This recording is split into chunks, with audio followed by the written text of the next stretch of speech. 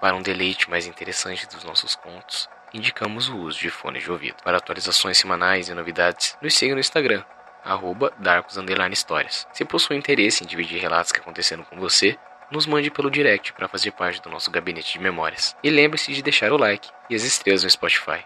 Dado o recado, relaxe, respire e tenha bons devaneios. Legião, eu sei que vocês não gostam desses secadinhos que tem nos episódios, mas quando eu fico muito tempo assim sem postar, eu acho pelo menos interessante eu vir contar o que aconteceu. E bom, não tem muito o que dizer, eu sou um cara que tá muito ocupado esses últimos dias, eu trabalho com uma área comercial muito complicada, então eu tava realmente sem tempo para produzir. Mas eu estou com alguns projetos para 2025 e espero que vocês me acompanhem nessa nova empreitada, nesses novos projetos que eu vou trazer principalmente para vocês estarem aproveitando. Então, sem mais delongas, até porque eu fiquei 2 semanas sem postar um EP, 2? 3? Não sei. Então, gente, desculpa mais uma vez pela quantidade de tempo que eu fiquei sem postar. Agradeço a todo mundo que chega nas redes sociais e me pede, me torra paciência pra ter episódio. Sério mesmo, gente, vocês podem pensar que eu fico puta ou coisa parecida, mas não. Eu fico até muito lisonjeado sabendo que tem tanta gente que gosta do meu trabalho. Então assim, Legião, vamos fazer um combinado? Deixa um comentário aí, cara. Dá a sua opinião. Eu respondo todo mundo aqui embaixo. E outra coisa, vai seguir no Instagram, cara. Pelo amor de Deus, todo dia eu tô postando, todo dia eu tô postando stories, todo dia eu tô conversando com vocês, todo dia eu tô falando bobagem, todo dia vocês estão interagindo. Então, gente, na moral, segue lá, por favor, cara. Na moral, a meta agora é bater 2K, batemos 1K, bater 2 agora é fácil. Então, sem mais delongas, bora pro EP. Sexo com o Diabo, por Alessandro Reifer.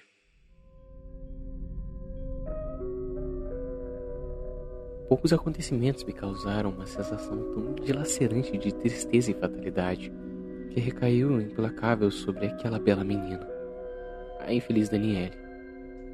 Muitos simplórios insistem em crer que tudo não passou de algo terrível, mal meramente orgânico. Uma enfermidade desconhecida de origem unicamente física. Todavia, não apresentam provas do que afirmam, nem mesmo indícios. Todos os exaustivos exames realizados não obtiveram um mínimo de esclarecimento. E o caso permanece obscuramente inexplicável, pois nenhum possível agente patogênico foi encontrado no corpo de Daniele. Nenhum de seus órgãos apresentava qualquer deficiência. No entanto, a menina enfraquecia cada vez mais. Conhecia muito bem a pobre Daniele. Melhor ainda, o que ocorreu com ela. Quando surgiu das trevas aquele demônio, a menina não tinha mais que 15 anos.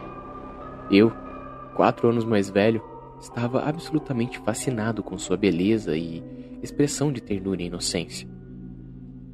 Mais um passo, e cairia nas garras insanas da paixão. Mas, talvez, Daniela não fosse tão inocente quanto sugeria sua doce fisionomia.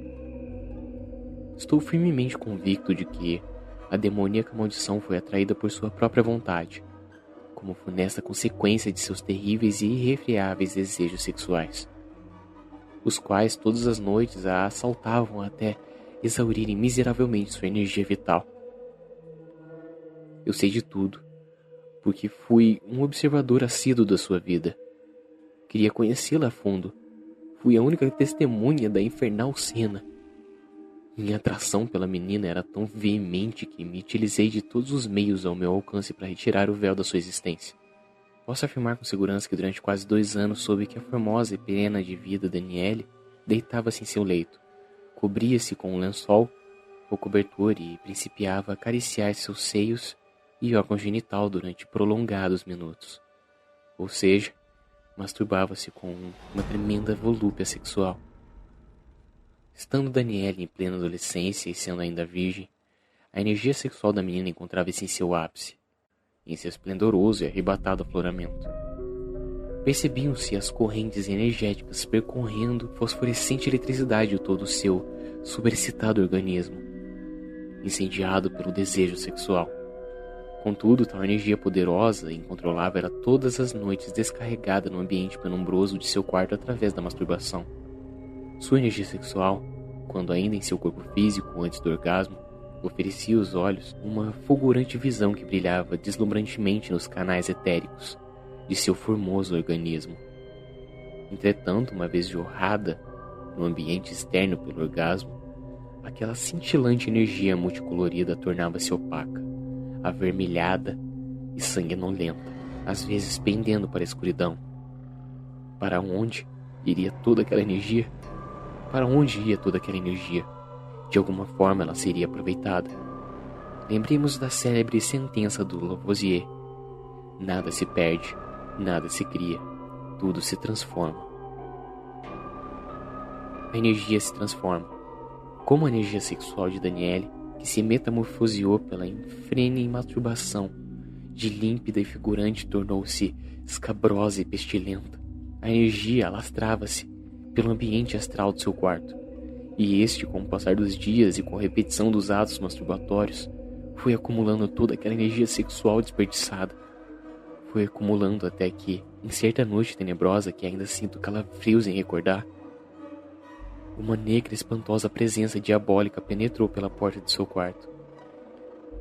Irradiava-se pestilências e malignidades da coluna vertebral visível daquela coisa, e ela foi lentamente sugando através de asquerosos tentáculos a densidade energética ali presente. Aquilo era como um repulsivo espectro que flutuava abjetamente pelo ar. Tinha olhos amarelados e doentios, arregalados e com veias provenientes. Arrastava uma imensa cauda imunda e na cabeça apresentava um par de orelhas desproporcionais, repugnantes que balançavam freneticamente. Sua face envelhecida e impregnada de furúnculos, com um nariz de formato suíno, causava uma repulsa e um medo arrepiante. Suas mãos escamosas eram enormes e projetadas para frente, com unhas curtas e pontiagudas, de uma nojenta cor arroxeada. Aquela coisa esvaziou o ambiente, sorvendo com repelente prazer a energia sexual despejada na atmosfera por Daniele. Minha impressão negativa foi tamanha que me retirei do local e somente a ela retornei uma semana depois. Quando fiz, meu horror foi ainda maior. Ao contemplar no aposento iluminado somente pelo luar, aquele ser diabólico sobre o corpo de Daniele, realizando um revoltante ato sexual com a menina. Ela aparentava sentir um imenso prazer, porém, seguramente, não tinha consciência do imundo demônio que estava sobre ela. Para Daniele, tudo não passava de masturbação. No entanto, o hediondo diabo astralmente aproveitava-se da forma perversa de assombrosa luxúria do adolescente, drenando toda a sua energia vital e assim mantendo a sua ominosa existência. Após presenciar tão chocante cena, não tinha mais ímpetos de à noite visitar minha admirada menina. Tamanha era minha perturbação. Dias depois, caminhando abatido pelas ruas, ocorreu meu feliz incidente de encontrar Daniele. Como nos conhecemos, chamei para termos uma breve conversa. Disse que achei-a tanto magra e desanimada e perguntei se estava sentindo-se bem. A menina, entristecida, macilenta e com fundas olheiras, respondeu-me que fisicamente sim, mas não psicologicamente. Declarou que sofria de horríveis pesadelos. Em um deles, disse que via espiar furtivamente pela porta de seu quarto uma horripilante e repulsiva velha, de aparência inominável. A velha ria malignamente de Daniele, em um riso torpe e encatarrado. Em seguida, piscava seus olhos enormes e dilatados, e se ocultava através da parede. Daniele contou-me que ainda ouvia seus passos arrastados distanciarem-se lentamente do seu quarto. Então se acordava num estado de completo pavor. Tais sonhos repetiam-se frequentemente. A menina narrou-me também que certo dia, durante o final de tarde, viu sentado sobre um muro um homem estranho e muito feio que a olhava fixamente e apontava-lhe o dedo indicador como um sinal de advertência. Então o homem pulou o muro, sorriu sinistramente e desapareceu de maneira furtiva. Ao dizer isso, vi que os olhos ainda belos de Daniele encheram-se de lágrimas. Senti uma cortante piedade da menina, mas não sabia o que fazer, nem mesmo o que dizer a ela. Despediu-se rápida e nervosamente, e eu ali permaneci como se minha alma estivesse aniquilada.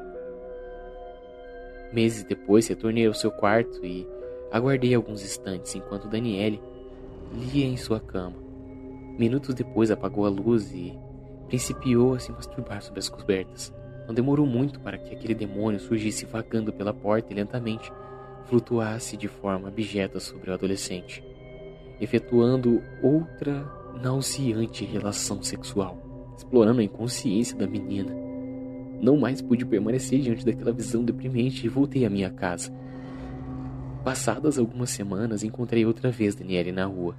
Estava verdadeiramente acabada, esquelética como se corroída por uma peste letal. Sua beleza murchara, secara, sua vida esvaziava-se como um vinho que escorre de uma taça quebrada.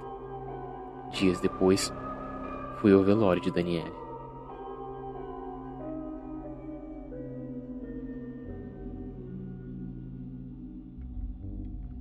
Semanas após seu falecimento, estando meu corpo adormecido e meu espírito vagueando pela dimensão astral, que era como eu visitava Daniele em seu quarto, tive um encontro com um perverso homem.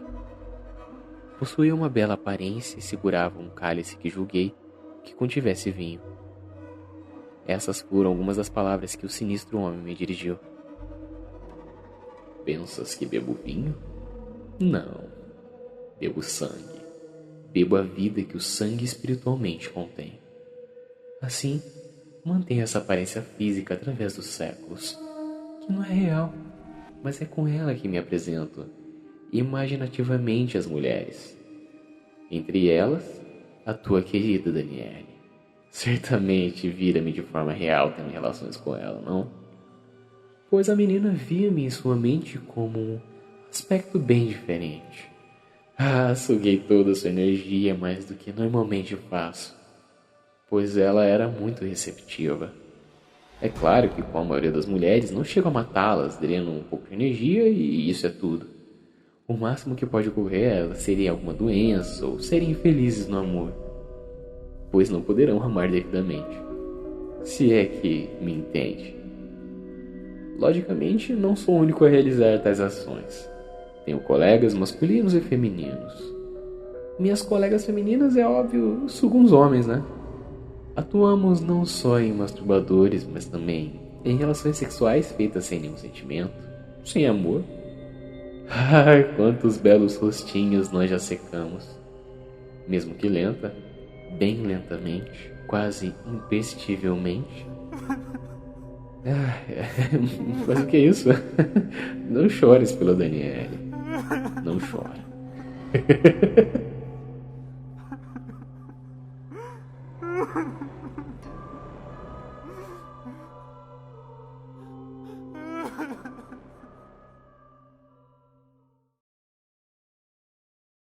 Um estranho suicídio.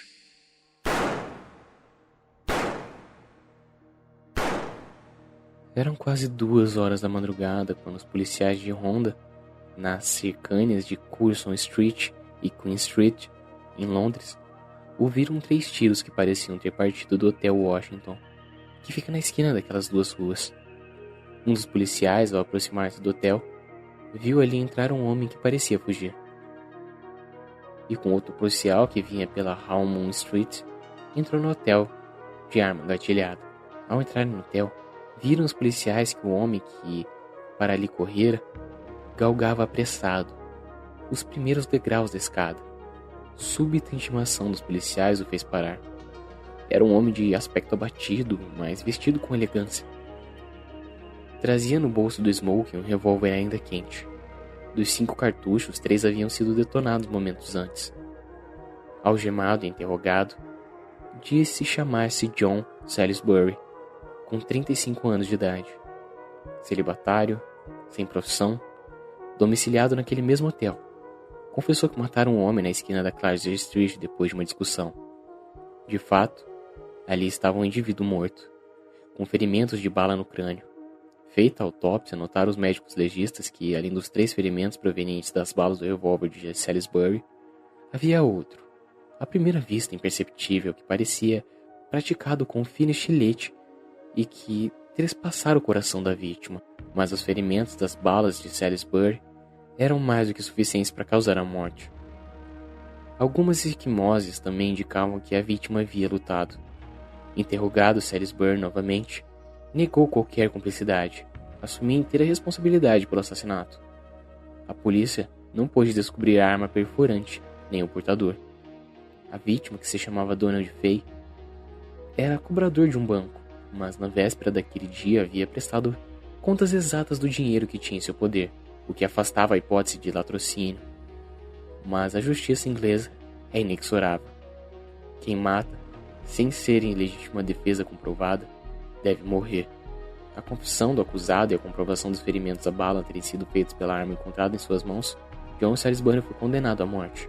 Marcado o dia da execução, ministrados os últimos confortos ao condenado e perguntada qual sua última vontade, Salisbury apresentou ao carcereiro uma carta endereçada a Sidney Holly, em Dublin, pedindo que a enviasse ao seu destinatário logo após a sua morte, pois aquela missiva continha expressões da última vontade.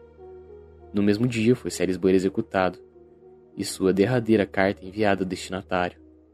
2 dias depois, o presidente do tribunal que condenara John Salisbury recebeu de Sidney Holly a seguinte carta: Meu presidente, cumprindo a última vontade do meu finado amigo de infância John Salisbury, condenado à morte por esse tribunal, tenho a honra de enviar-vos a carta inclusa, com os cumprimentos do obediente servo, verdadeiramente vosso, Sidney Holly. A carta escrita pelo condenado em letra cursiva e clara era a seguinte: Meu presidente, a sentença condenatória desse tribunal, e que me tirará a vida, não poderá mais ser revogada ao ler essa carta. Todavia, a bem da justiça da sua majestade britânica, cabe-me prestar alguns esclarecimentos sobre o assassinato de Donald Fay, a fim de que apareça à luz de verdade a minha exata culpa. Conforme apurou a polícia, e eu mesmo declarei, a minha vida era ultimamente um pesado fardo. Fiquei, pois, em absoluta miséria, após ter dissipado uma herança de 50.000 libras. Resolvi, por isso, me matar. Com as últimas 2 libras que possuía, comprei o revólver e as balas encontradas pela polícia em meu poder. Mas ao voltar para casa, considerando por medo ou por fé que, se eu me suicidasse, não teria sepultura em solo cristão, nem seria recebido no reino de Deus, vi próximo ao hotel 2 indivíduos agredindo um outro. Corri em socorro da vítima, sem mesmo lembrar que possuía um revólver, pois não tinha o hábito de usar armas. Os agressores fugiram, e quando me acerquei da vítima, verifiquei que ela estava morrendo.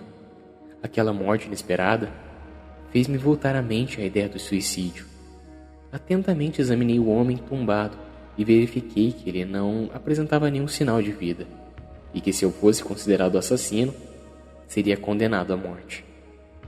Movido não sei por qual força, que não pude dominar, saquei o revólver e atirei para o crânio do morto.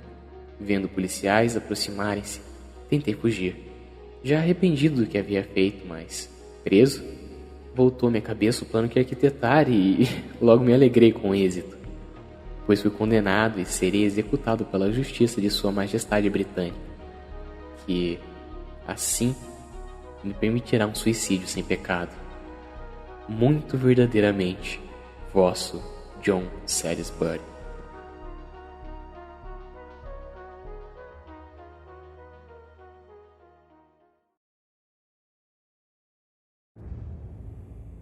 Acampamento High Hope.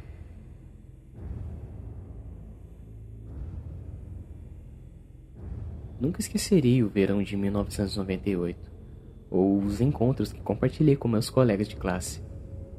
Quando eu tinha aproximadamente 10 anos, apenas 2 semanas no início do ano letivo, toda a 5ª série foi levada para uma viagem especial de acampamento de uma semana para o acampamento High Hope, em Indiana. Aos 10 anos, a ideia de passar uma semana longe de casa, sem pais ou irmãos, apenas amigos e outras crianças da escola, era uma das experiências mais legais que você poderia esperar quando criança. O ônibus chegou ao acampamento depois de cerca de 3 horas na estrada, e apesar da viagem relativamente curta, estávamos todos cansados. Era meio-dia e não queríamos nada mais do que descansar. As 3 salas de aula eram divididas por gênero. Como era de se esperar, os meninos tinham sua cabine em uma extremidade do acampamento e as meninas tinham a sua na extremidade oposta. Era uma regra que nenhum menino tinha permissão para entrar na cabine das meninas e nenhuma menina tinha permissão para entrar na cabine dos meninos. Os professores que estavam acompanhando o acampamento mantiveram essa regra rigorosamente aplicada. Depois de nos acomodarmos e almoçarmos, fomos apresentados as atividades das quais participaríamos durante toda a semana do acampamento. Passeios a cavalo, arco e flecha, pintura, trilhas, canoagem, fogueira, histórias de fantasmas. Tudo o que você esperaria de um acampamento. Mas a única coisa que mais empolgava a todos era brincar de pega-pega com lanterna na floresta, na escuridão total da noite. Na noite anterior ao início do jogo, nossos conselheiros do acampamento nos levaram para um passeio por toda a propriedade onde o acampamento estava situado.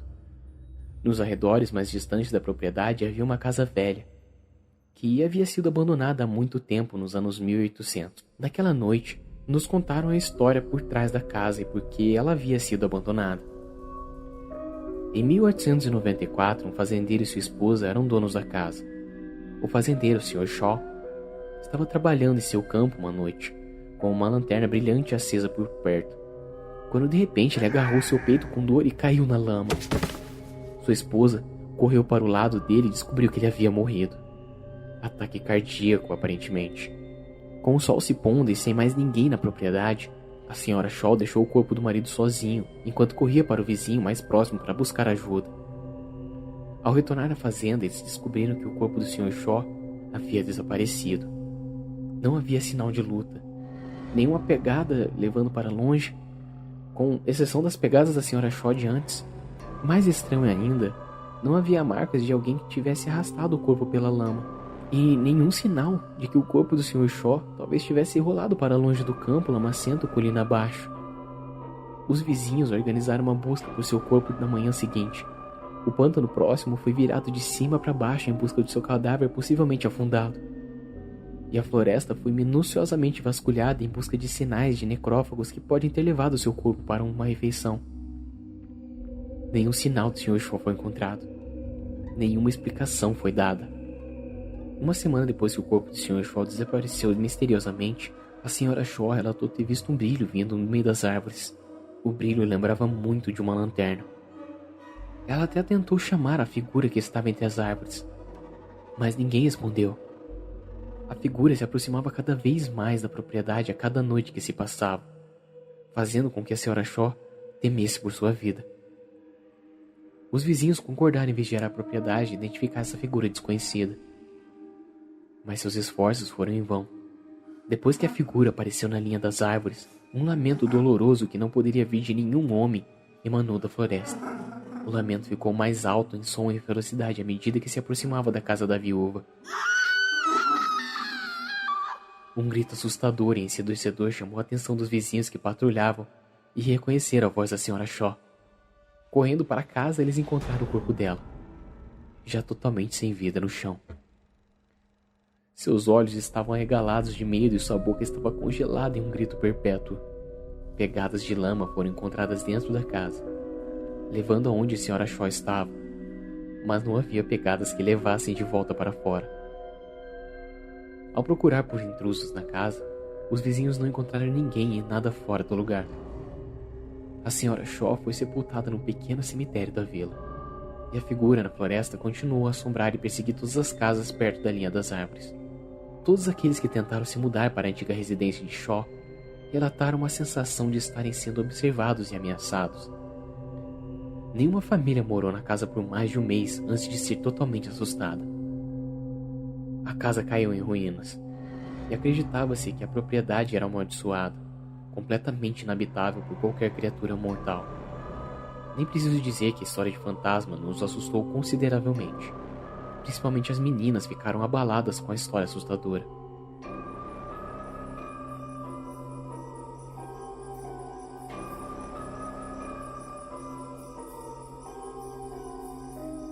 Naquela noite, todas as meninas se reuniram para formar uma estratégia para o jogo do pega-pega com a lanterna na noite seguinte. Nenhum de nós queria chegar perto da casa, especialmente no escuro. Todos concordamos em formar uma dupla com um amigo e nunca sair da trilha principal, mesmo que estivéssemos prestes a ser encontrados. Ainda pensando na história, nenhum de nós dormiu bem naquela noite. Todos nós ficamos deitados em nossos beliches, nossos olhos observando a porta e as janelas, com medo de que as meninas tentassem nos pregar uma peça ou nos assustar de alguma forma. Eventualmente, adormecemos um por um. Por volta das 3 da manhã, todos nós acordamos assustados com o som de galhos e ramos quebrando. Nossos professores nos disseram para não nos preocuparmos, que era apenas um cervo curioso sobre todos os novos cheiros e sons que as cabanas faziam. Hesitantes, tentamos voltar a dormir. Isto é, até ouvimos um lamentável barulho de lamento vindo da floresta. Sentados e assustados, todos nós ligamos nossas lanternas e nos enrolamos nos nossos cobertores. Mais uma vez, os professores insistiram que era apenas um animal. Eles tentaram nos dizer que era apenas um coiote e como o cervo estava curioso. Não acreditamos neles, não dessa vez. O lamento ficou mais alto e mais próximo. A cada passo, um galho quebrava e os galhos balançavam. Todos se abaixaram sobre as cobertas, tremendo de medo. Eu me lembro de ver meus professores sussurrando e conversando num canto. Um professor pegou um taco de beisebol que estava escondido em seus aposentos privados da cabana, enquanto o outro segurava uma lanterna. Observei meus professores passarem pela cabana, verificando todas as janelas e a porta para ter certeza de que todas estavam fechadas e trancadas para a noite. Agora, eles estavam tentando nos dizer que era apenas as meninas pregando uma peça doentinha em nós. O lamento ficava cada vez mais alto, e ficávamos cada vez mais assustados a cada momento que se passava. Uma batida repentina na porta da nossa cabana nos fez pular, mas ninguém disse uma palavra. Minha professora, que estava empunhando o taco, aproximou-se da porta e suspirou de alívio, vendo que era apenas um dos professores da cabana das meninas. Eles ficaram juntos na varanda e falaram baixinho, mas ainda podíamos ouvir cada palavra que diziam. A professora das meninas estava chateada, convencida de que a cabana das meninas estava pregando uma peça nos meninos, fazendo um som de uiva e quebrando todos os galhos. Nosso professor disse ali que ninguém havia saído da cabana e que estávamos igualmente assustados. A professora das meninas ficou nervosa, percebendo que havia uma terceira pessoa trabalhando. Ela correu de volta para a cabana das meninas. E alguns minutos depois, ela e os conselheiros do acampamento estavam verificando o acampamento por inteiro, tentando identificar o brincalhão na floresta. Ninguém foi encontrado, e o choro parou quando o sol começou a nascer.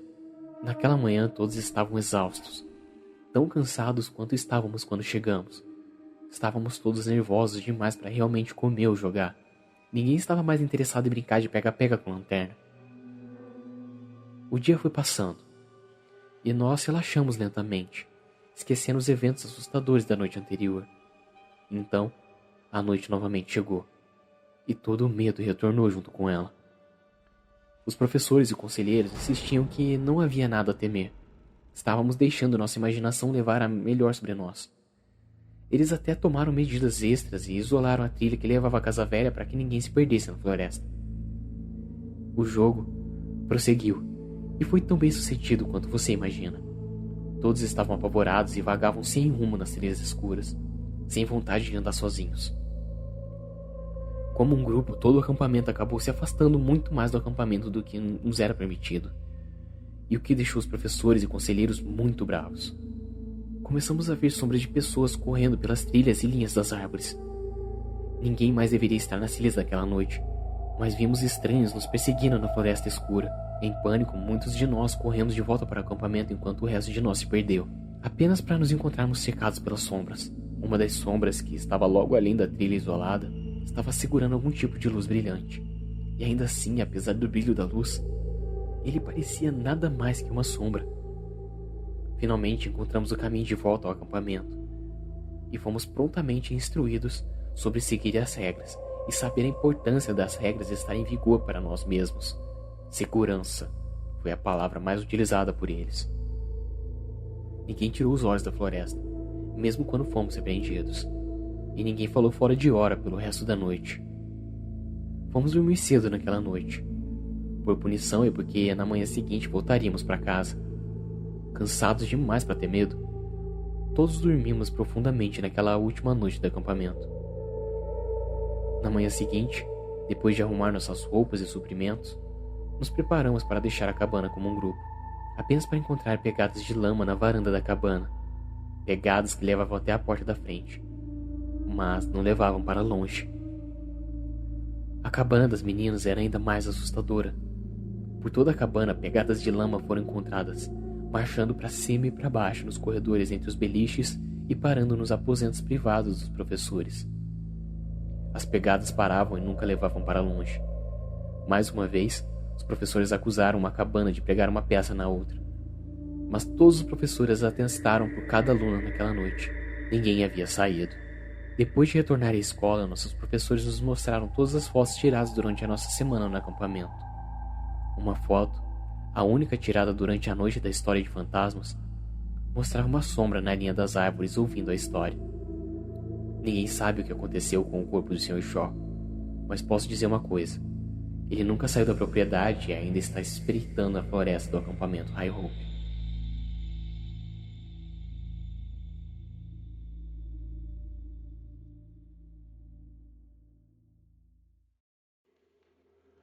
Foi o que eu ouvi da boca de um louco, quando atravessava o pátio interno de uma casa de saúde para procurar o Dr. Mota, velho amigo meu que ali dirigia uma enfermaria. Aquela frase ouvida assim inesperadamente foi pronunciada com ênfase e exprimia uma dor profunda. Ao chegar ao gabinete do Dr. Mota, ainda estava eu com os cabelos eriçados pela sensação irreprimível que de mim se apossou aquele momento. O Dr. Mota, percebendo meu estado como o profundo psiquiatra que é, perguntou-me logo: "O que houve?" Contei-lhe então o que ouvira e a forte impressão que aquelas palavras me haviam causado. "É um caso bem triste aquele, embora passível de cura", disse o Dr. Mota, batendo com as hastes dos óculos sobre os dedos. Eu gostaria de saber, disse eu, curioso. O Dr. Mota, mostrando-me uma poltrona, sentou-se na outra, puxou do bolso um alvo lenço de fina cambraia de linho e, limpando os óculos, foi dizendo: "Eram 2 amigos, um médico, outro advogado, que desde estudantes haviam cerca de 8 anos moravam juntos e conservavam-se solteiros, embora Roberto já fosse noivo, desses noivos crônicos que subordinam a amar a fortuna que há de vir. Rogério era, porém, cético demais para pensar em casamento. Ótimo estudante de anatomia e cirurgião hábil, ele era um materialista irrefundível. Não obstante sua curiosidade científica, era insaciável. Certo dia que Roberto fora ver a noiva, Rogério, a convite de outro amigo, fora assistir a uma sessão espírita onde diziam haver médiuns de alta qualidade. Formada a mesa, 2 ou 3 médiuns entraram em transe, sem que qualquer dos espíritos, que se diziam presentes, impressionasse de algum modo o ceticismo de Rogério. Eis, porém, que um dos médiuns, caído em transe já quase à meia-noite, declara ser o espírito de Roberto, do mesmo Roberto, amigo de Rogério, que se despedia dele à tarde para ir ver a noiva. Um sorriso de incredulidade absoluta percebeu as palavras do veemente protesto que Rogério imediatamente apresentou contra aquela farsa, na qual se dizia encarnado o espírito de pessoa que ele sabia estar viva e com a qual conversava 4 horas atrás. Seu protesto causou profunda impressão, e ele da sessão se retirou irritadíssimo, indo imediatamente recolher-se. Ao chegar, porém, próximo ao prédio de apartamentos em que morava, viu ainda de longe uma ambulância de pronto-socorro, alguns carros de corpo de bombeiros e muita gente. E, ao chegar a casa, soube pelos curiosos que houvera uma explosão no apartamento, onde ficara aberto o fogareiro de gás, tendo morrido uma pessoa. Conseguindo muito custo chegar até a portaria, soube Rogério que o apartamento incendiado era o que ele morava, e que a pessoa morta era Roberto, que supunham ter lá entrado riscando algum fósforo. Rogério, passando a mão pelo rosto, empalideceu e caiu ele mesmo sem sentidos. Quando horas depois voltou a si, já no leito de hospital, Rogério despertou dizendo: "Pobre Roberto foi vítima do meu descuido." E vítima do meu descuido é a frase que o pobre louco repete sem cessar. tal como você a ouviu. Concluiu o Dr. Mota quando atravessou o pátio.